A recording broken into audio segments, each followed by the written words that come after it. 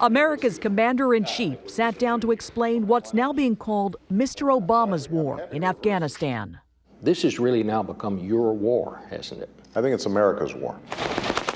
He's now trying to convince battle-weary Americans that his plan will defeat al-Qaeda and the Taliban when nothing else has. I'm under no illusions. If it was easy, it would have already been completed. 17,000 more U.S. troops and 4,000 U.S. trainers will boost security, and a civilian aid surge would boost social services and infrastructure.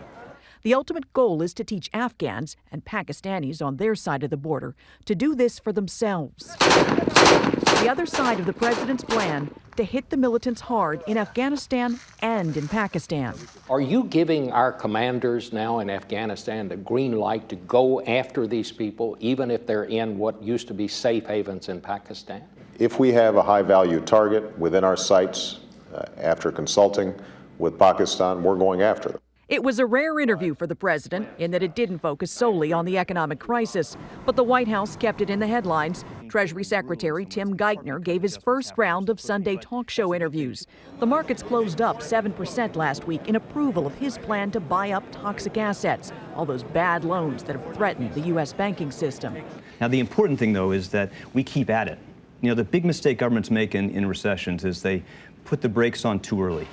That's why the president says he'll keep pushing for all that record spending in his budget.